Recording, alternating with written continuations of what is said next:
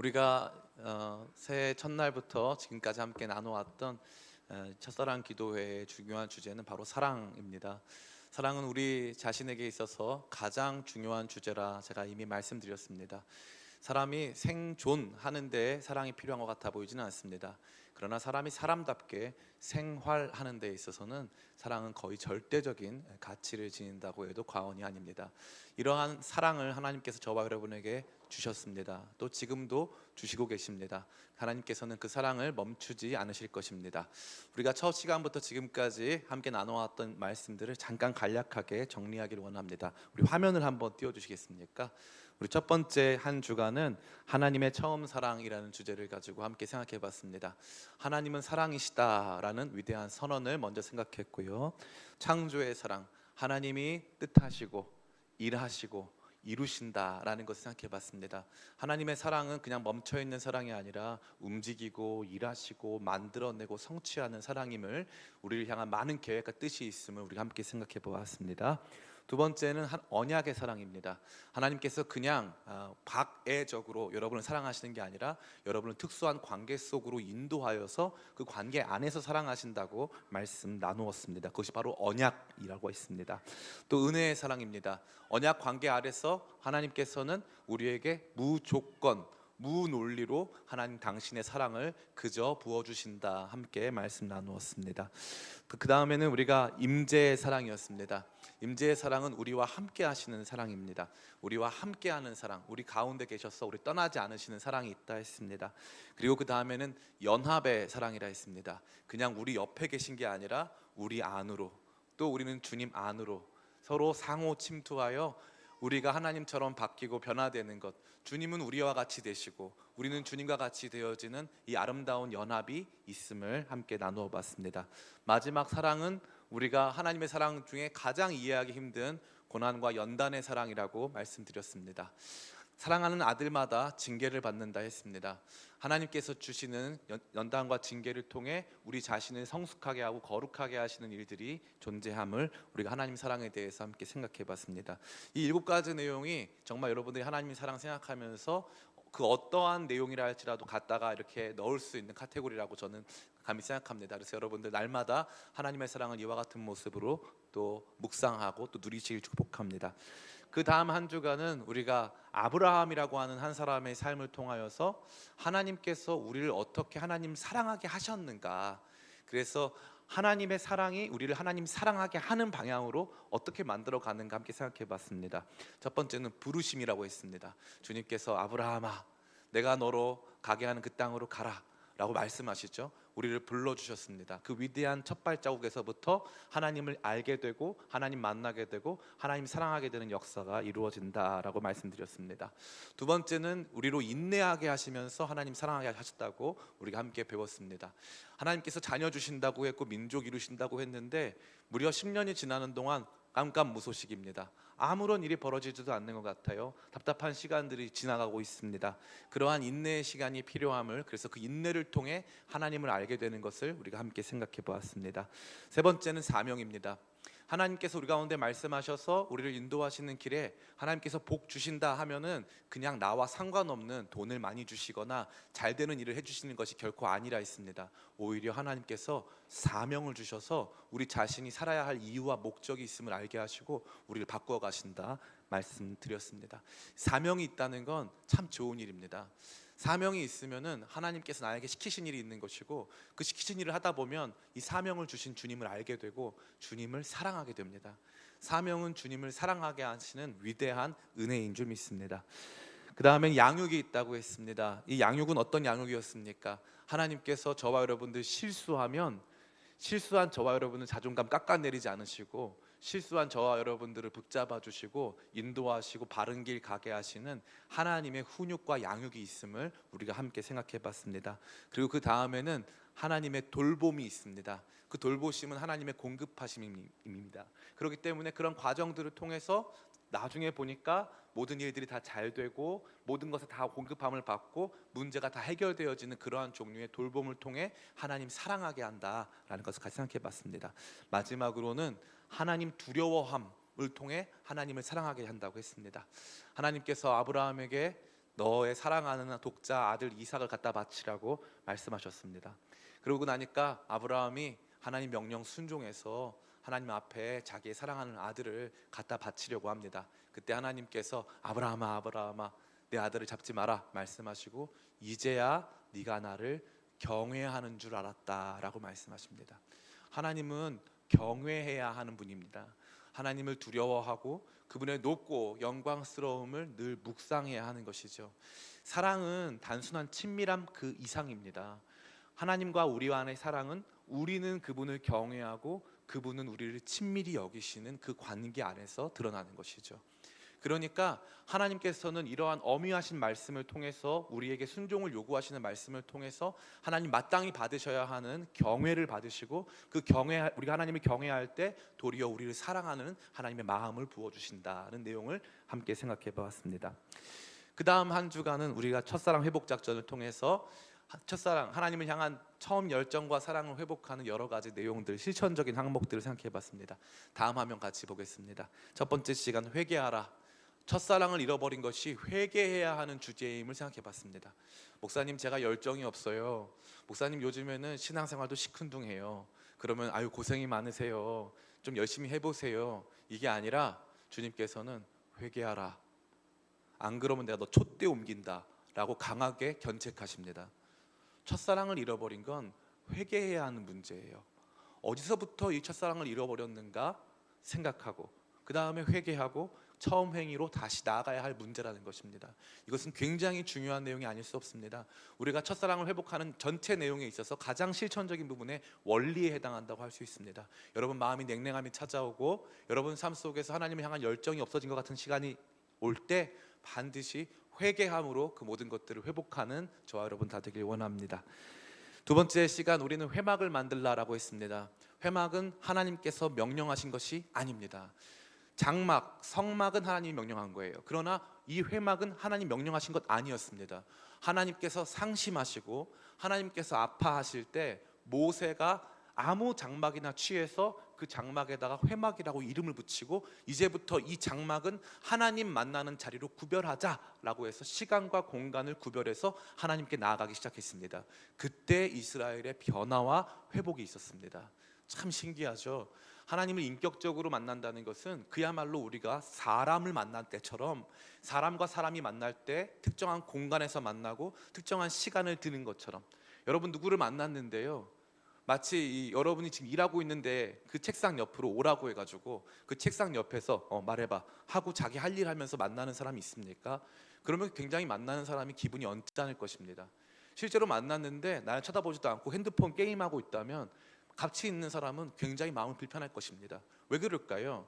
그 시간과 공간이 구별되고 지정되지 않았기 때문입니다. 우리가 하나님을 대할 때도 마찬가지입니다. 하나님 잠깐 와보시겠어요? 제가 바쁘거든요. 지금 일로 빨리 와보세요. 하나님 잠깐 와보시겠어요? 한 다음에 게임을 합니다. 하나님 일을 하는 수많은 사람들이 이런 일을 해요. 저는 많은 사역을 하는데 사역할 때 느껴지는 이 단절감 같은 게 있어요. 영적인 일을 하는 사람들이 하나님을 구석탱이에 몰아놓고 자기들 하는 그 일에 하나님 살짝 와보세요. 이거 어떻게 할까요? 이거 이렇게 하면 되겠어요? 라고 말할 때가 너무나도 많다는 거예요. 같이 일하는 사람 사이에 한 주간 어떤 영적인 일들이 있었는가? 하나님께서 어떻게 우리 사이에 일하고 계신가? 이 일이 어떠한 영적 가치를 가지는가? 이런 게 없어요. 너무 무서우리만큼 자기를 증명하는 시간이고 효율을 만들어내는 시간입니다. 그래서 주님을 위한 따로 구별된 장소 따위는 존재하지 않는 것이죠. 참 비참한 일이 아닐 수 없습니다. 전 여러분의 삶에 하나님을 위한 지정된 자리와 시간을 만드시는 각자의 회막이 있으시길 축복합니다. 세 번째 시간 하나님을 알아가야 한다고 말씀드렸습니다. 하나님을 사랑한다고 했는데 하나님 아는 것을 멈췄다? 하나님 알기를 원치 않는다? 하나님 말씀 듣기를 원치 않는다? 그것은 그야말로 어불성설입니다. 하나님을 사랑하는데 어떻게 하나님을 알기를 원치 않습니까? 내가 누군가를 이성적으로 좋아만 해도 그 사람이 무엇을 좋아하는지 싫어하는지 어떤 꿈이 있는지를 알고 싶은 것인데 하나님을 사랑한다고 해놓고서는 하나님에 대해서 관심이 전혀 없다는 거예요. 제가 어떤 예화를 드렸습니까? 누군가를 좋아하게 됐습니다. 근데 그 사람의 이름을 몰라요. 누군가와 오랜 시간을 함께 보냈습니다. 근데 그 사람의 집 동네를 모릅니다. 그 사람이 어느 나라 사람인지도 몰라요. 사랑입니까? 아닙니다. 사랑 아니에요. 신앙생활을 10년, 20년, 30년을 했는데 하나님이 어떠한 분이신지 하나님의 이름도 모르고 하나님 어디 계신지도 모르고 어디로 가시는지도 모르고 뭘 좋아하시는지 뭘 싫어하시는지도 모른다. 그러면 엄밀히 말해서 우리 하나님 사랑한 거 아닙니다. 하나님이랑 썸 탄 거죠. 하나님이랑 뭔가 좋은 일이 있을 것 같은 기대감을 가지고 그분 주변에서 머무른 것이지 하나님을 진짜 사랑한 게 아니라는 것입니다. 하나님께서 말씀하십니다. 여호와를 알라, 힘써 알라. 하나님을 힘써 알기를 원하고 그분에 대해서 공부하고 그분에 대한 이야기를 나누고 듣고 토론하는 하나님을 알아가는 일들이 하나님을 향한 첫사랑에 반드시 필요한 것인 줄을 믿습니다. 네 번째 시간 적극적으로 추억하라 라는 제목으로 말씀 나누었습니다. 하나님께서 야곱을 부르셨습니다. 야, 내가 너랑 처음 만났던 그 장소 있지? 베델로 다시 돌아와. 우리 거기서 다시 만나자. 너 거기에서 다시 돌아오면 나한테 예배 드린다고 했잖아. 거기로 다시 와. 하나님께서 딱 그 말씀만 하셨어요. 그러니까 야곱은 기가 막히게 알아듣습니다. 기가 막히게 알아듣고 처음에 내가 주님을 만났던 그곳을 향해서 처음 모습 그대로 나아갑니다. 우상들을 버리고 귀고리를 뺍니다. 나의 어떠함이 아니라 내가 믿고 있는 어떠한 것이 아니라 오직 하나님께 나아가기 위해 하나님께서 처음 부르신 자리를 기억해서 그곳으로 올라가는 것이죠. 하나님께서는 언제나 성경을 통해서 이스라엘 백성들이 영적으로 나태하고 하나님을 떠나면 이렇게 말씀하세요. 내가 너 애굽 땅 종되었던 너를 구원했다. 너 기억나냐? 광야 40년 동안 너랑 함께 했다. 그래서 낮에는 이 아침마다 만나와 메추라기로 먹이고 낮에는 구름 기둥, 밤에는 불 기둥으로 인도했다. 너 기억나냐? 그 모든 것들 다 지날 뿐 아니라 가나안에 들어와서 이 전쟁 다 이기기 위해서 이 땅을 너한테 줬다. 기억나냐? 주님 계속 말씀하시는 거예요. 기억나냐? 기억나냐? 기억나냐? 이건 예수님도 마찬가지입니다. 성만찬을 행하시면서 이렇게 말씀하십니다. 이것을 행하여 나를 기념하라. 이 기념하라는 정확하게 기억하라는 뜻이에요. 기억하라. 기억해라. 너 어디서 구원받았는지 어떻게 구원받았는지 기억해라. 어떠한 존재였는지 기억해라. 하나님 처음 만났을 때 어떤 마음이었는지 기억해라. 어떤 시간들을 지나왔는지 기억해라. 적극적으로 기억해라. 그래야 회복할 수 있다. 주님께서 주시는 말씀인 줄 믿습니다. 날마다 여러분의 어떠함을 기억하며 주님의 놀라우신 사랑과 은혜를 기억하여 주님께서 주시는 놀라우신 그 사랑 속으로 첫사랑을 회복하며 나아가는 저와 여러분 되기를 원합니다. 그 다음에 우리는 같이 성령을 의지해라 라는 제목으로 함께 말씀을 나누었습니다. 성령께서 우리에게 하나님 사랑을 부어주시고 하나님을 적극적으로 사랑하게 하시는 분이심을 함께 생각해 본 것이죠. 그리고 그리고 금요일에는 사랑을 고백해라 라는 말씀을 나누었어요. 하나님 사랑하지 않아도 사랑을 고백하라고 했습니다. 참 재밌죠. 예수님께서 부활하시고 베드로 찾아오셔서 3번 물어보십니다. 요한의 아들 시몬아, 너 나 사랑하냐? 사랑한다잖아요. 얼마나 귀합니까? 사랑하냐고 물어보는 거예요. 고백은 내가 말하지만 내가 듣습니다. 고백은 내 안의 사랑을 강화합니다. 그래서 주님께서는 이 고백 받기를 원하시는 거예요. 자꾸 찬양하라 감사하라 하시는 말씀은 이 고백을 하지 않으면 내가 멈추는 거예요. 그래서 베드로를 향해서 너 나 사랑하냐는 고백은 주님께서 확인하려고 하는 게 아니에요. 베드로가 확인해야 될 내용이었던 거예요. 베드로가 확인하는 거예요.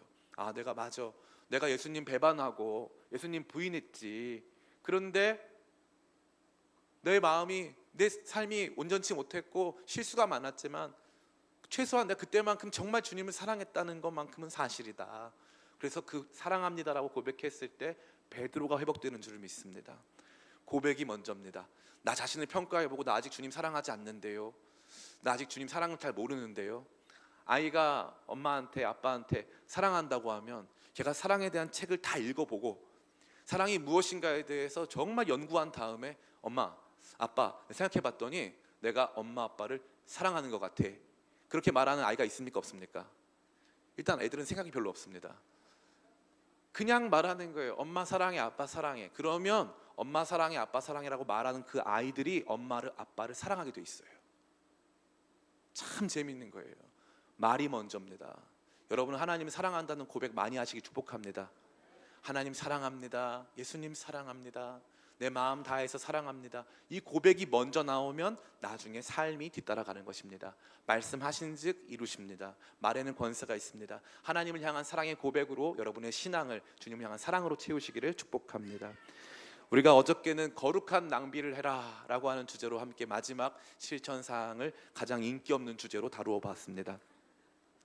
이 거룩한 낭비는 저와 여러분에게 있어서 도리어 정말 우리의 마음을 뜨겁게 하는 것입니다. 이 사람이 나 좋아하냐 안 좋아하느냐 판단할 때 어떻게 하면 됩니까? 그 사람이 희생을 하는가를 보면 돼요. 얼만큼 나를 대해서 투자를 했느냐. 여기 계신 우리 아직 시집 못 간 이런 표현 안 좋죠? 아직 미혼인 우리 자매님들에게 제가 좋은 남자 선별법, 또 이 남자가 날 정말 사랑하는가 선별법, 남자를 늘 테스트해야 돼요. 내가 갈 수 있지만 아유 내가 다리가 아파서 못 가, 이렇게 한 다음에 여기까지 오는지를 봐야 되는 거예요. 여기까지 오는지 일단 기본 코스입니다. 오면 일단 반은 넘어간 거예요. 그리고 이제 선물도 어떤 선물을 주는지 이런 게 중요한 거예요. 선물도 그냥 오다가 주웠다 해가지고 아무거나 주는지 아니면 정말 준비된 선물을 주는지 이런 것들이 중요한 겁니다. 그러한 투자를 하잖아요. 그럼 재밌는 게 뭔지 아세요? 선물 받은 사람보다 선물한 사람이 더 사랑합니다. 이게 사랑의 신비예요. 준 사람이 더 사랑하는 거예요. 준 사람이. 평생 여러분 신앙생활 하면서 주님께 구별되어 드린 것 아무것도 없는 사람 있잖아요. 불행한 사람입니다. 불행한 거예요. 사실 엄밀히 말하면 거의 미달이라고 할 수 있어요. 하나님이 돈을 주셔야 하죠. 하나님이 여러분한테 얼마 달라고 하셨는데요? 하나님이 액수 지정해 놓으시던가요? 아니요, 그런 적 없어요. 하나님이 액수 지정하신 적 없어요. 하나님이 원하시는 건 뭐예요? 진심이잖아요. 작은 것 하나. 그러면 주님 어떻게 해요? 이거보다 더 큰 거 주셨잖아요. 나는 작은 마음 하나 주님께 올려드렸는데 주님은 더 큰 거 주셨잖아요. 왜 하나님을 여러분보다 더 인색한 분으로 만드세요? 하나님은 그렇게 하신 적 없잖아요. 거룩한 낭비를 왜 목사의 언어로 들으려고 하세요? 하나님이 그동안 어떻게 해오셨는가를 보면 됩니다. 성경이 그동안 어떻게 해왔는지를 보면 돼요. 낭비한 사람이 주님께 이 향유를 들이부은 사람이 더 감격을 합니다. 더 감격을 하는 거예요. 그래서 드리는 것이 복됩니다. 드릴 수 있는 여러분 되시기를 축복합니다. 그리고 드림 가운데서 경험되는 감동을 누리셔서 주님을 더욱 사랑하게 되시기를 축복합니다. 오늘은 마지막 시간으로서 이 모든 것들의 총정리라고 할 수 있습니다. 따라해 볼까요? 형제를 사랑합니다. 네, 이 모든 것의 마지막, 우리 첫사랑을 회복하는 데 있어서 실천적으로 마지막 할 수 있는 것은 형제를 사랑하는 것입니다. 이것은 그야말로 가장 실천적인 항목이라고 할 수 있어요. 우리가 다른 모든 것들은 하나님께 대한 것이기 때문에 영이신 하나님께 우리가 드릴 수 있는 것들, 물론 그것이 육적으로 또 물질적으로 표현되는 것이지만 그것이 다소 모호할 수 있습니다. 그러나 형제는 옆에 있어요. 눈에 보입니다. 집에 가도 있고 교회에도 있고 거리에도 있습니다. 참 신기한 일이죠. 이 형제 사랑이 얼마만큼 강력한 첫사랑 회복에 있어서의 활동인지 실천 항목인지 오늘 말씀을 통해 같이 생각해 보며 우리 마음 가운데 진짜 첫사랑이 회복되길 원하신다면 우리가 먼저 해야 할 이 형제 사랑, 서로 사랑 우리 가운데 이루어 가시는 저와 여러분 다 되시기를 예수님의 이름으로 축원합니다. 오늘 본문 속에 등장하는 이 내용은 총 3가지의 형제 사랑과 하나님 사랑과의 상관관계를 보여주고 있습니다. 첫 번째는 무엇입니까? 하나님 사랑과 형제 사랑이 깊이 연결되어 있다라는 것입니다. 우리 같이 말씀을 읽어보겠습니다. 우리 20절과 21절 같이 읽습니다. 시작. 누구든지 하나님을 사랑하노라 하고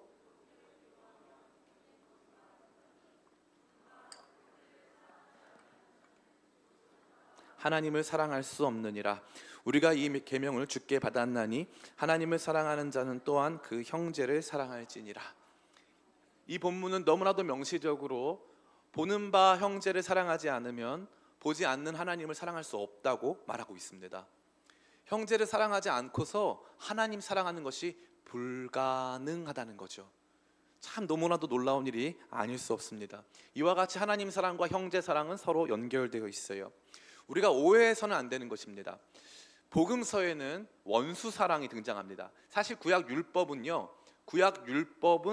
율법 그 자체의 이 문자를만 보면은 이웃 사랑입니다. 그래서 원수 사랑은 포함이 안 돼 있어요.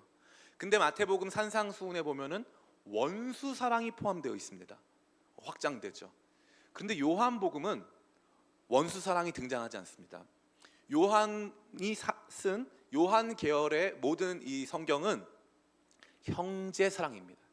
형제 사랑, 서로 사랑, 주 안에서 하나 된 우리가 사랑해야 함을 말해주고 있는 것이죠. 옆에 있는 형제, 주의 몸된 교회 안에서 함께 신앙생활하고 있는 이 형제 사랑이 하나님 사랑의 출발점이고 관문이고 연결되어 있는 중요한 증거다라고 말하고 있는 것입니다.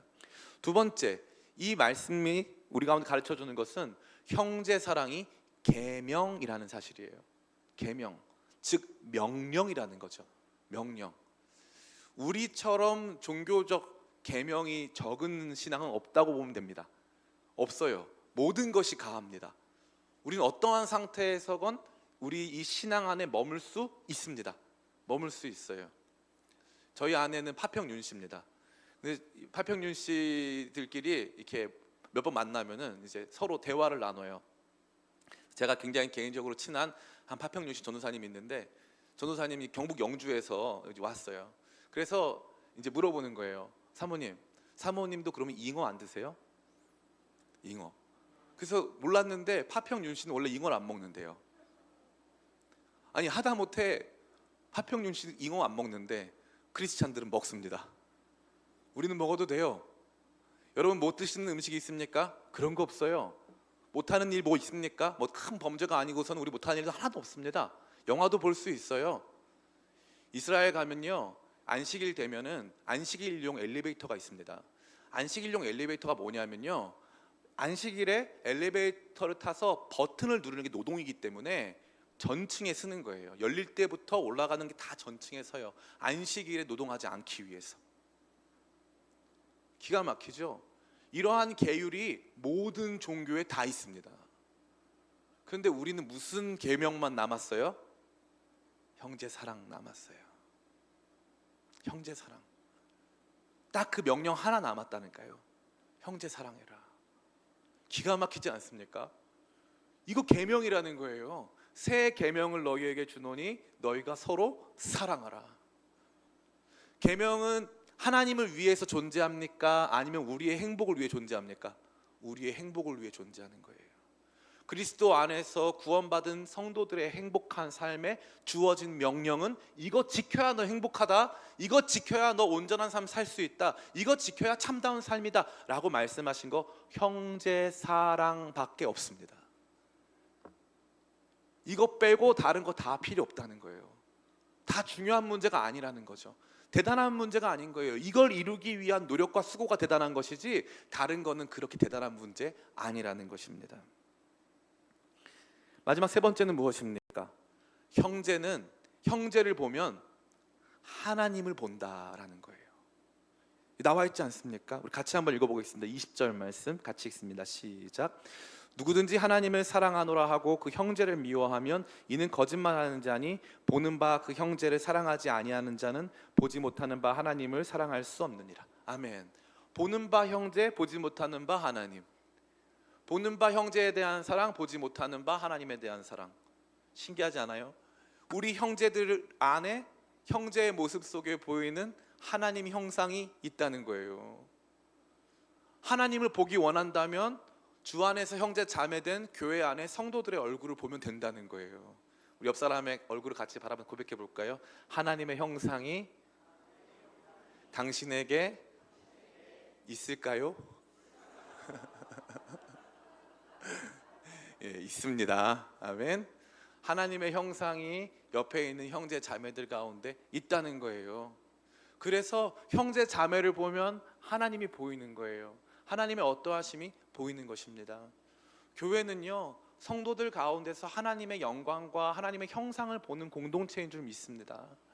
서로 사랑할 때 우리가 그것을 만들어가고 배워갈 수 있는 것이죠.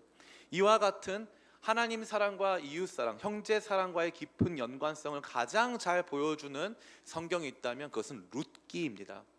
사사기와 사무엘서를 연결하는 브릿지와 같은 다리와도 같은 이 룻기에는 중요한 특징이 있어요. 그 특징이 뭐냐면 하나님이 등장하지 않으십니다. 룻기에는 하나님이 등장하지 않아요. 또한 중요한 특징이 뭡니까? 룻기는 반전의 책입니다. 사사기의 어둠을 끝내고 이 사무엘상 다윗의 시대를 준비하면서 새로운 영광으로 나아가는 그 반전을 이루어가는 그야말로 터닝 포인트가 룻기입니다. 룻기에는 굉장히 비극적인 사람들이 등장하죠. 이 베들레헴을 떠나서 자기 남편과 두 아들과 함께 모압 지방으로 떠났던 나오미, 남편도 죽고 아들도 죽고 며느리, 이방 며느리 둘만 남았습니다. 그 중에 한 며느리는 떠나고 이제 룻이라고 하는 맏며느리 데리고 다시 베들레헴으로 돌아오는 것입니다. 경제적인 도움을 받을 수도 없고 사회적인 도움을 받을 수도 없습니다. 이방 땅에서 고생하다가 돌아왔을 때 그의 모습은 그야말로 그 어떠한 소망도 없었습니다. 자녀가 없기 때문에 그들의 삶은 그야말로 이 땅에서의 생명이 끝나면 먼지와 같이 사라지는 것입니다. 누구도 그들을 기억하지 않을 것이죠. 절망 그 자체입니다. 그런데 거기서부터 소망이 일어나기 시작하는 거예요. 그 소망의 출발점은 다름 아닌 며느리 룻이었습니다. 이 며느리 룻이 시어머니를 붙잡습니다. 이 말씀이 얼마나 오랫동안 오해받고 많은 며느리들에게 부담이 되었습니까? 며느리들로 하여금 너 룻을 본받아라, 룻과 같은 며느리, 이러면은 다들 부담스럽고, 그러면은 우리 시어머니는 나오미인가요? 나오미 같은 시어머니인가요? 라는 질문을 우리 내면 속으로 할 수밖에 없게 만들지 않았습니까? 예. 그리고 그동안 다 오해했던 거예요. 이 룻은 시어머니가 중요한 게 아니에요. 가장 먼 관계를 의미하는 것입니다. 가깝지만 가장 먼 관계, 약속으로만 이어지는 관계, 아무 상관없는 관계. 그런데 그 약속을 이 며느리가 지키겠다는 거예요. 그래서 시어머니가 내 어머니가 되고, 시어머니의 백성이 내 백성이 되고, 시어머니의 하나님이 내 하나님이 되겠다는 거예요. 적극적으로 그 언약 안으로 들어오는 것입니다. 그래서 성경에 보니까 룻은 시어머니를 붙쫓았다라고 되어 있어요. 쫓은 게 아니라 붙잡고 쫓아갔다. 이게 사랑이에요. 붙잡고 쫓아가는 거.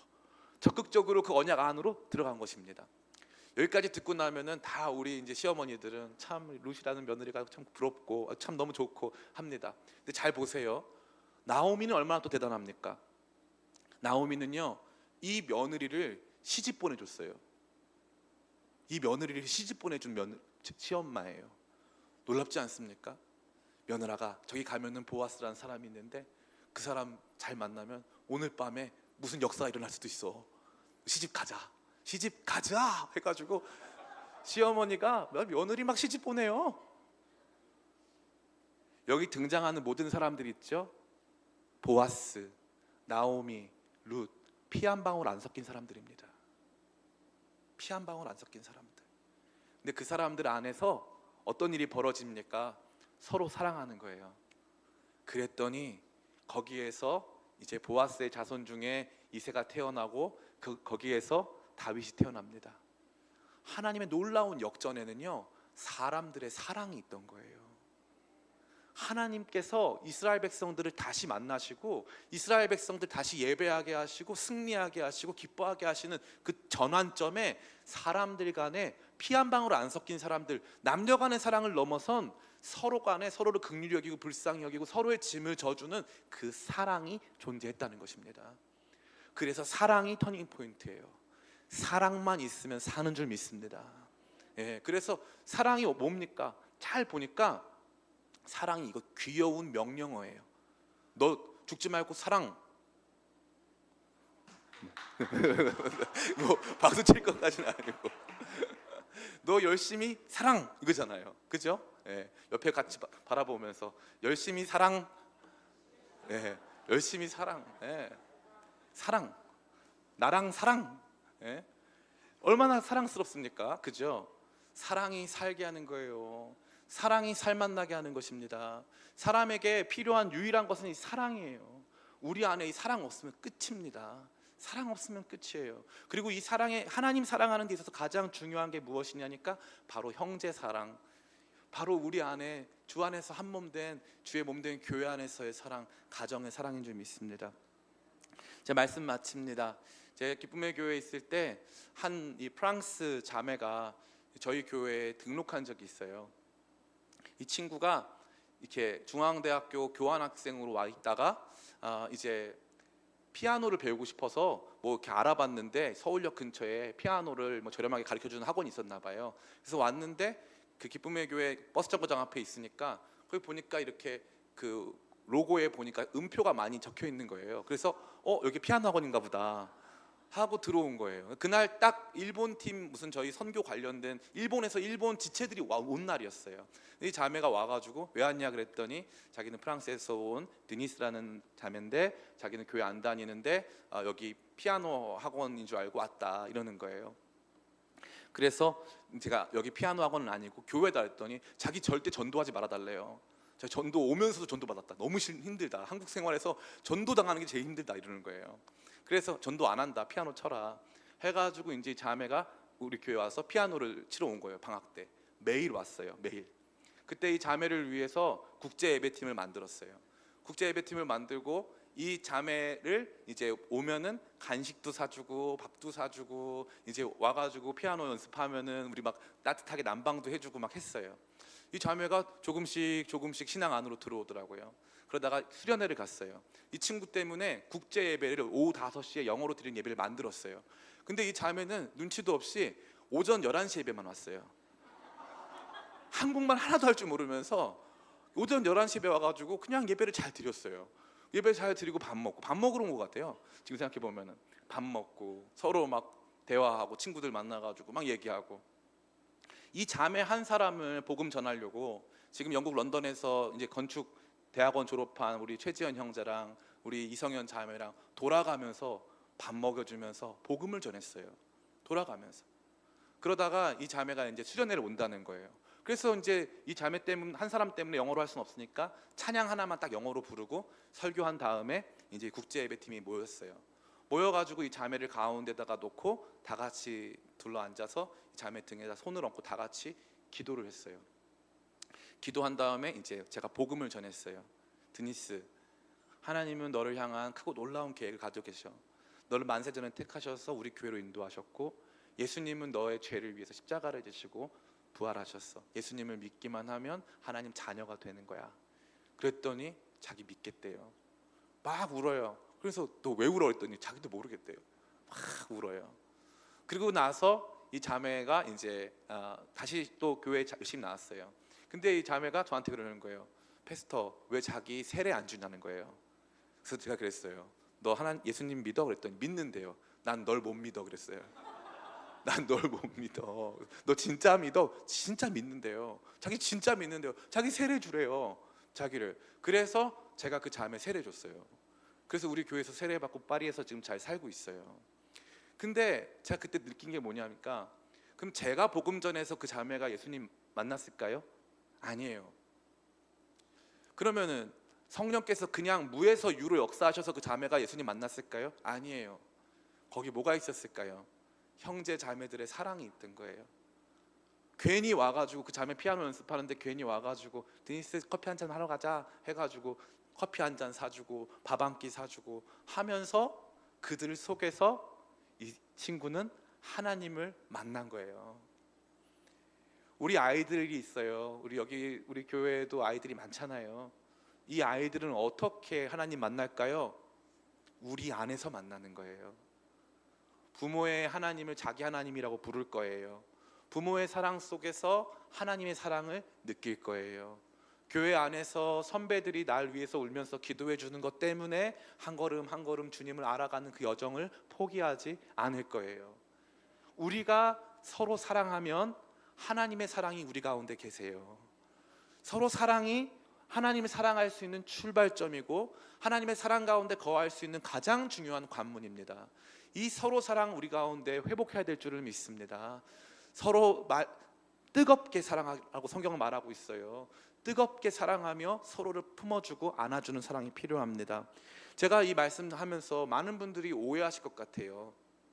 목사님, 저는요 워낙 성격이 내성적이어가지고 막 이렇게 사람들하고 같이 지내는 거 싫어요. 제가 딱 그런 사람이에요. 제가 제일 좋아하는 단어가 뭐냐면 느슨한 연대예요. 느슨한 연대. 저는 그 단어를 너무 좋아해요. 왜냐하면 빡빡한 연대를 하잖아요. 그러면 깨져요. 그럼 깨져요. 담임 목사랑 너무 친하잖아요. 그러면 깨져요.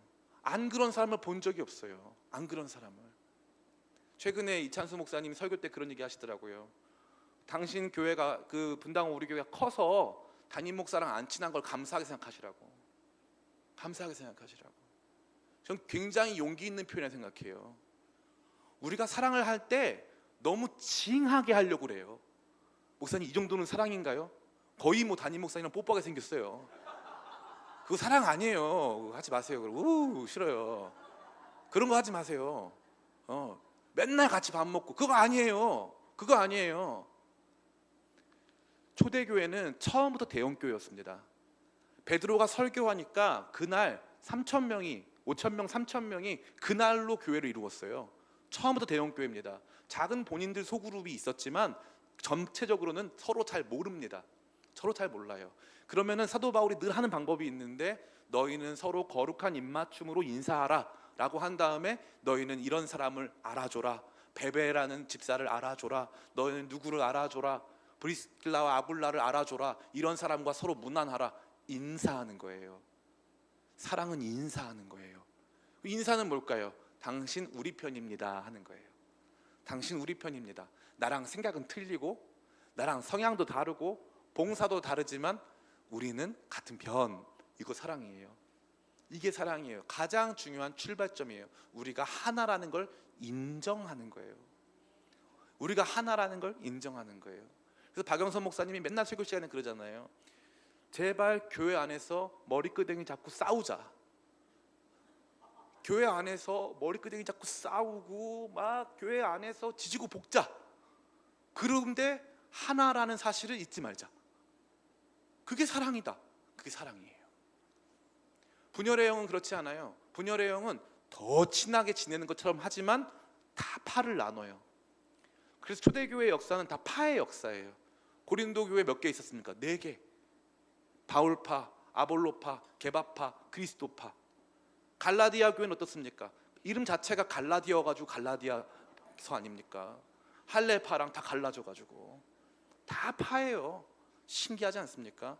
언제나 다 파를 나눠요. 그런데 중요한 건 뭐예요? 파가 달라도 12집 파가 달라고 12제자가 달라도 우리는 하나인 줄 믿습니다.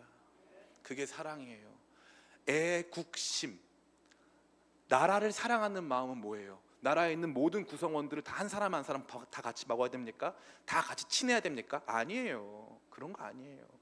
우리가 같은 나라임을 아는 거예요. 한국 분이세요? 저도 한국 사람인데 반갑습니다. 이거면 되는 거예요.